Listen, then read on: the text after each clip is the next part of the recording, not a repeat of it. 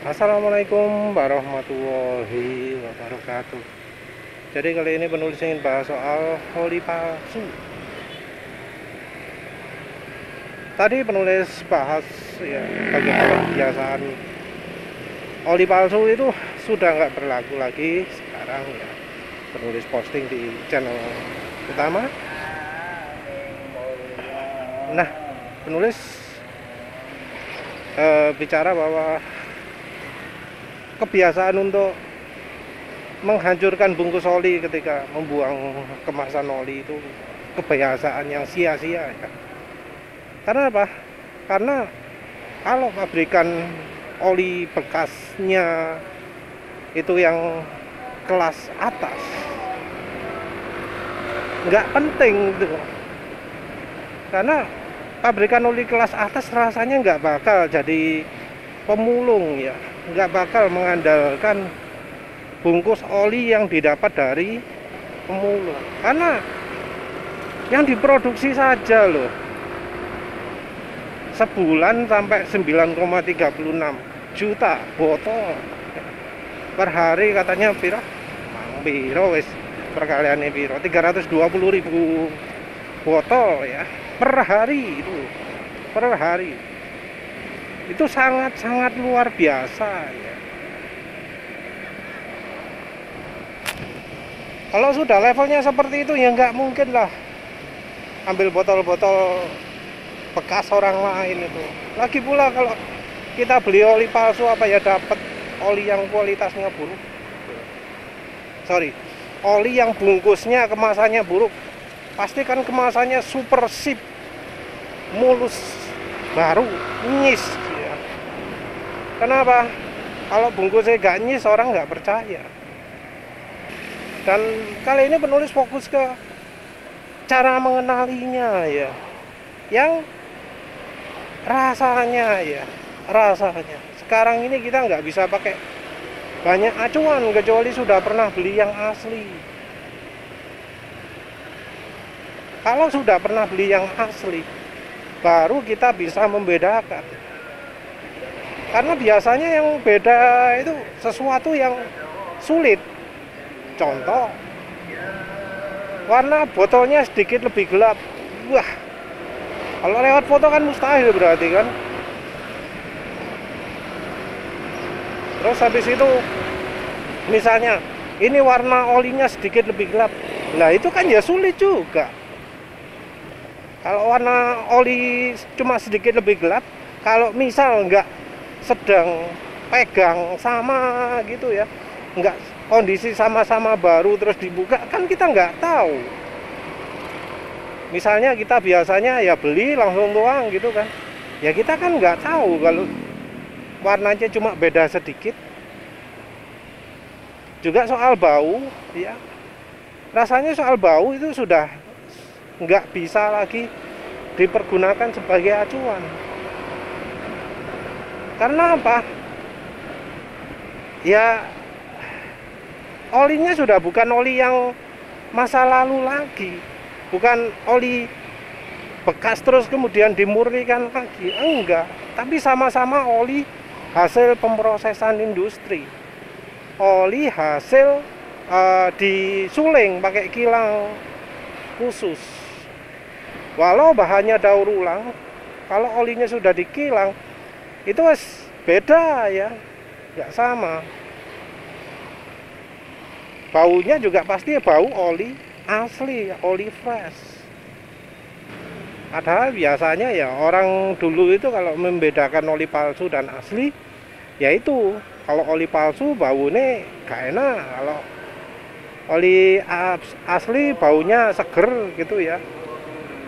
Sekarang sudah nggak bisa, apalagi dari kemasan. Misal oli ini kemasannya gini, mengandung serial number gini, produk gini gitu ya. Mungkin ada ya pabrikan yang sampai serius, oh serial number ini sudah dipakai orang berkali-kali, sudah sering di-scan gitu ya. Tapi ya kebanyakan pabrikan ya rasanya ya, dari pabrikan oli yang ada barcode-nya yang menurut coba sih, belum jadi kebiasaan. Mungkin nanti dibiasakan untuk scan barcode kalau yang ada barcode-nya. Ada QR code-nya ya. Kalau bukan QR code soalnya nggak bisa ya. Nah, dari oli yang ada QR code-nya, larinya itu nggak lari ke sesuatu yang konfirmasi serial. Larinya cuma lari ke halaman produk. Itu sami mawon ya, sami mawon. Kalau pemalsunya niat menirukan itu gampang, nggak harus bikin website sendiri ya. Buat barcode sendiri bisa. Penulis pengen buat QR code, pengen buat QR code yang lari ke halaman tertentu, yang langsung kodenya tertentu, bisa penulis buat. Nah, kalau penulis saja bisa, apalagi yang palsu oli. Kecuali yang palsu oli itu orangnya rada gak paham teknologi, orang yang gagap teknologi. Baru dah sulit bikin QR code gitu ya, macam-macam. Nggak bisa dipalsu QR code gitu ya. Ngomong kalau QR code palsu itu larinya ke website nggak jelas gitu. Padahal kalau mau ya, buat QR code yang lari ke halaman websitenya khusus itu bisa. Mau yang fresh juga bisa. Masa ya orang palsu nggak punya kemasan aslinya? Kan pasti punya. Misal itu kode QR code-nya susah di copy, tinggal buat sendiri beres.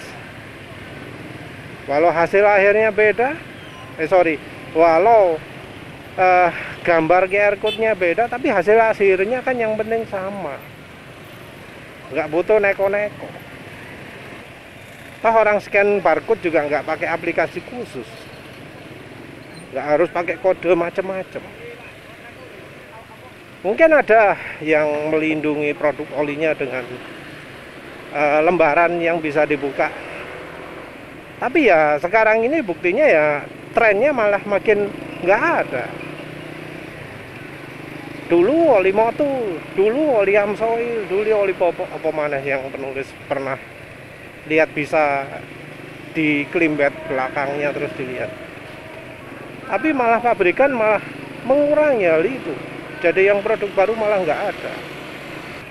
Terus produk yang pakai, oh ini ada stikernya Yamaha gitu ya. Entah lah ya. Rasanya yang palsu pun kalau niat bisa buat kayak gitu juga. Karena ya rasanya yang bisa melakukan itu ya nggak cuma satu tok ya. Pakai akal-akalan juga bisa. Oh, bikin lapis 2 kertas, cuma mungkin yang palsu terlalu gampang bukanya misalnya ya. Yang asli sulit, kan bisa itu.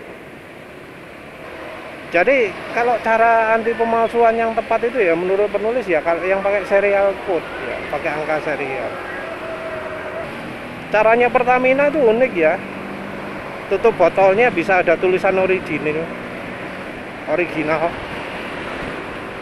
Itu sampai sekarang penulis belum tahu ada yang bisa itu ya. Cara mengemasnya juga unik. Jadi ya dilema ya, karena pinginnya dapat oli yang bagus tapi dapat palsu, dan perlindungan oli palsunya juga nggak begitu bagus ya. Ya repot kan kalau misalnya seperti itu. Ya kita mau bagaimana lagi sebagai konsumen? Mau dari kemasan nggak bisa, dari barcode nggak bisa, dari serial number ya sedikit yang mengimplementasikan. Bahkan rasanya speaker hologram pun nggak bisa dijadikan pegangan. Kita sebagai konsumen bingung loh, mau pakai cara apa gitu. Rasanya yang masih valid itu adalah kalau kita menggunakan acuan itu ya, cara beli tempatnya di mana. Jadi kita cuma bisa dari tempat belinya saja. Ya kebetulan sih ya, oli-oli yang penulis rekomendasikan itu termasuk yang cukup gampang lah.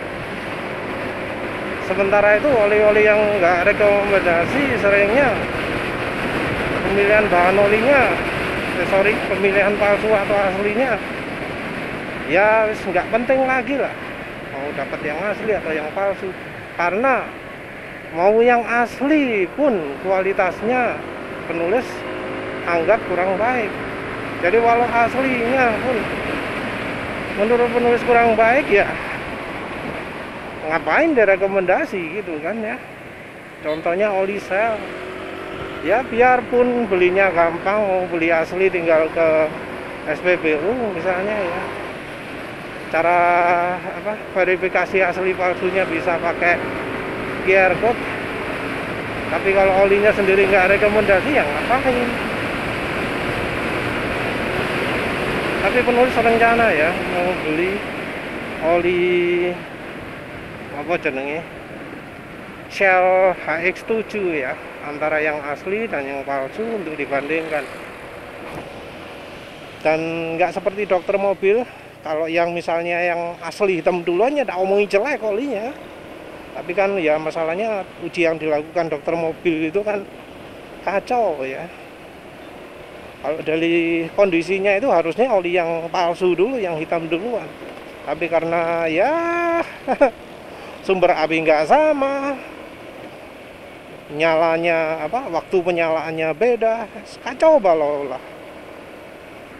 Tempat beli ya tentu saja nggak cuma yang offline saja ya, yang online juga. Gini loh, kalau misalnya kita beli di bengkel terpercaya ya, anggap saja bengkelnya jujur.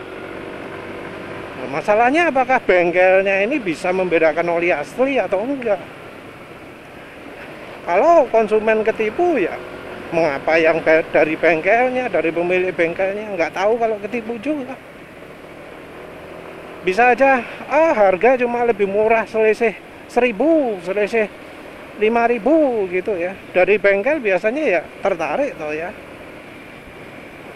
Karena jelas kalau beli dari SPBU juga kan ya jadi mahal loh, dia ambil keuntungan berapa. Ya dia coba cari sumber yang kira-kira masih asli tapi harganya lebih murah kan. Nah kalau dia sendiri nggak bisa membandingkan, iya konsumennya ya jadi kena rugi juga kan. Ya sayangnya seperti itu ya kondisinya. Ya wis itu saja. Terima kasih sudah menonton. Assalamualaikum warahmatullahi wabarakatuh.